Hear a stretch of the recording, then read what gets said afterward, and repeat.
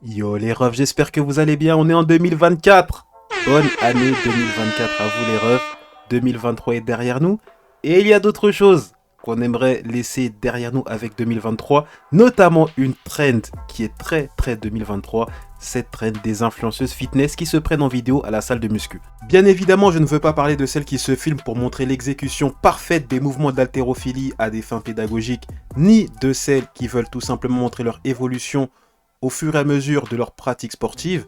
Je veux bien évidemment parler de ces vidéos qui ont pour but d'exposer des comportements anormaux à la salle de muscu, puisqu'en 2023, tout le monde est devenu sur les réseaux sociaux défenseur de la morale, de la vertu et des bonnes pratiques en société. Mais s'il vous plaît, laissez ça en 2023. On en est arrivé à un point où la simple pratique sportive pour cet homme qui a eu le malheur de faire des tractions en même temps que cette femme va lui valoir le plaisir et l'honneur d'être posté et catégorisé de creep, littéralement mec chelou, sur les réseaux sociaux. Regardez la vitesse, l'agilité, la dextérité avec laquelle elle se précipite vers son trépied, comme une grande journaliste qui aurait capturé la résurrection du Christ, vidéo qui lui permettrait d'être récompensée d'un prix Pulitzer de journaliste de l'année. C'est vraiment terrible, c'est vraiment terrible. Autrement, pour en revenir au thème de la vidéo d'aujourd'hui, le thème de notre vidéo, ce sera cette jeune fille. Cette jeune fille dont le visage vous est très certainement inconnu s'appelle Natalie Reynolds, c'est une créatrice de contenu américaine. Personnellement, je ne savais pas qui c'était avant de tourner cette vidéo. Et je pense que la plupart d'entre vous, ce visage ne vous dit rien. Ceux qui savent qui c'est, vous avez une petite explication à me fournir. Parce que qui dit créatrice de contenu, et je pense que vous n'êtes pas sur ces streams IRL, dit forcément OnlyFans.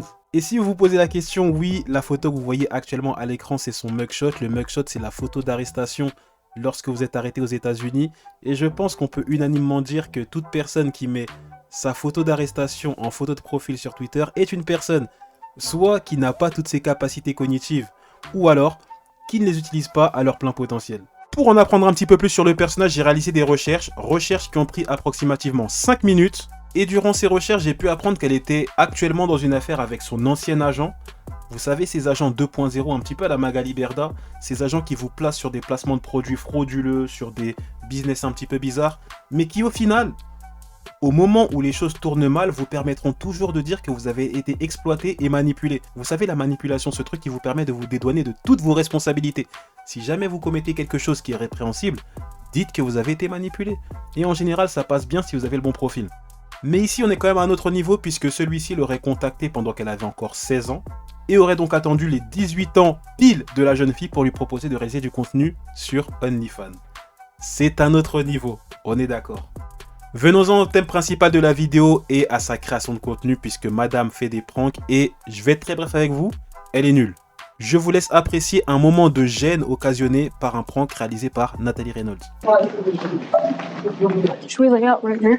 Our project right here? Right here, yes. Right here. Yeah. This works. Sorry, we're late for our school project. We're laying it out right now. We're here. It's field presentation. Oh. Yeah, we're with told the spirits team about building like spirits. It's like a cheer team. Yeah. Just make sure it's good. We're just gonna make sure it's all nice and safe. Ready? Okay. Yes. We'll be good and then we'll be done with our presentation. Let me open this. Let me open this. Here. No. Here. Square all the soap. Keep the pen. Is this enough soap? Yeah. Make sure you get the water. Sorry, guys. Here you go. Here, water. Yo, boss, look after my stuff. Yeah, they told us to come to this one. They told us this one because this is the best one to do it They at. said this was the best one. You go first. Coming in. Should I go first? I go? 55 pounds of raw steel. Josiah the Virgin. Jelly, go. Who's next? Go. 2, 1. Come on, Modine. Mais sa blague qui lui a valu le plus de soucis dernièrement, et c'est d'ailleurs la blague qui est à l'origine du mugshot puisqu'elle a été poursuivie par un hélicoptère de police, et c'est aussi la blague qui est à l'origine du mugshot de son arrestation. C'est une blague où à bord d'une camionnette blanche, elle faisait semblant de kidnapper des enfants en échange de bonbons. Ça vous laisse juste imaginer le type de personne que c'est. Mais la blague dont on va parler aujourd'hui, c'est une blague où elle est venue à une salle de sport en body paint. Le body paint pour certains c'est un art, pour d'autres c'est ni plus ni moins que de l'art.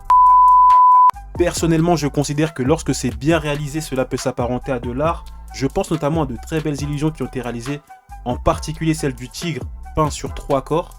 Et pour moi, la limite s'arrête là où la vulgarité commence, notamment ce qu'on peut trouver sur la plateforme Twitch, plateforme qui a eu son lot de controverses ces derniers temps par rapport à son contenu jugé pour adultes. Donc on va regarder tranquillement la vidéo, et pour ceux qui ne parlent pas anglais, je vous invite à mettre les sous-titres. Yeah. Yeah, I'd rather squat, bro. What?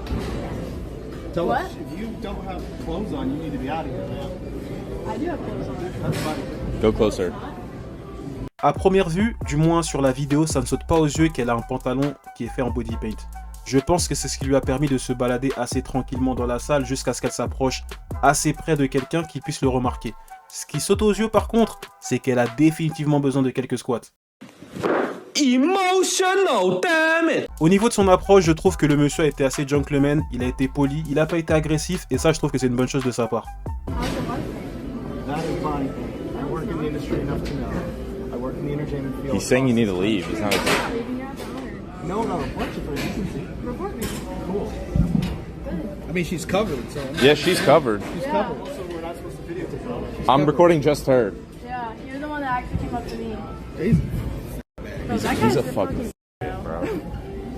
Hey, let's do Yeah, squats. Squats. Male Karen? Yeah, he's Yeah. a male Karen. Oh, sorry. I Yeah, just already do got squats. pressed in We're his gonna face. get kicked out. We just gotta start doing stuff. Here, We wait, just we gotta have to start go doing in this stuff. corner. Quand je regarde la vidéo, personnellement, je vois deux types de dynamiques. La première dynamique, c'est celle du mec qui lui signale qu'elle est en tort. Regardez bien sa posture. Malgré ses gros bras, le mec, il est clairement sur la défensive. Et on peut le comprendre. Aujourd'hui, on est sur la génération où vous ne pouvez plus rien dire à quelqu'un. Si vous reprochez quelque chose à quelqu'un dans son comportement, vous êtes un agresseur, vous êtes un harceleur. C'est dommage parce que dans le fond, c'est lui qui a raison. Par contre, la dynamique de la fille, elle est totalement différente. Elle est en confiance, elle est persuadée qu'elle a raison, elle est persuadée qu'elle est dans son bon droit parce que selon elle, elle est couverte. Si ses attributs sont masqués, pour elle, c'est qu'elle est couverte. Ce qui la conforte aussi, on va pas se mentir, c'est le grand Golgoth qui la suit là, le grand Black. C'est pas un mec qui est venu faire de la muscu, c'est son garde du corps. Il y a au moins 2 mecs qui la suivent. Donc forcément, ça la conforte dans son idée. On peut dire que la sécurité, c'est pas un problème puisque c'est un prank et on peut toujours avoir de mauvaises réactions.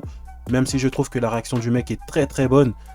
Il a préféré signaler et quand il a vu que la personne n'était pas réceptive à la critique, il est parti. Mais si on était dans ces pranks à l'ancienne où à la fin on vous signale que voilà, it's a prank bro, ou on vous dit regardez la caméra là-bas, c'était une blague, pour moi il n'y a pas de problème. Le problème c'est que pour elle, elle est persuadée que sa tenue est normale pour aller à la salle. Et si vous en doutez encore, on va regarder ses tweets. Le premier est un tweet qui semble être un tweet d'excuse, mais heureusement grâce à l'ajout des notes de communauté sur Twitter, et j'appelle ça toujours Twitter, fâchez-vous comme vous voulez, je dirais toujours Twitter, on peut savoir que cette phrase prétendument d'excuse est en fait ni plus ni moins que la même phrase que Logan Paul avait sortie quand il avait filmé un homme qui s'était ôté la vie dans une forêt au Japon et qu'il avait eu d'énormes problèmes à cause de cette vidéo.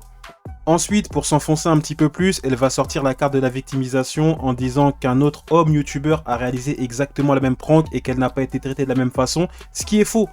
Le premier commentaire que l'on peut voir, c'est que Isaac, le fameux Isaac, vous savez, on connaît tous un Isaac, Isaac qui lui répond qu'au final, que ce soit un homme ou une femme, on qualifie les deux d'écœurants. Quand on lui met sa contradiction dans la face, elle n'a plus d'autre argument que de dire « Bah en fait non, ni lui ni moi on est écœurants, on est pareil ». Donc son argument de la victime en tant que femme ne passe pas, elle cherche toujours à répondre. Et c'est terrible parce que comment peux-tu expliquer qu'un compte avec 52 000 abonnés ne récolte pour sa réponse que 188 likes et tu te fais ratio par Isaac, un compte avec 92 abonnés qui te met 14 000 likes dans la face. Quelle humiliation! Quelle humiliation! Quelle humiliation! Pour bien continuer à passer pour la débile qu'elle est, elle va même comparer sa tenue à celle des bodybuilders et on sait que elle n'a rien d'un bodybuilder. Et pour terminer, elle a un dernier argument et c'est peut-être le seul argument où elle marque un point. Elle va comparer sa tenue à la tenue d'une autre pratiquante en salle de fitness. Et honnêtement, pour moi, je vais vous poser la question. Est-ce que la tenue de Nathalie est moins appropriée que la tenue de cette dernière pratiquante ?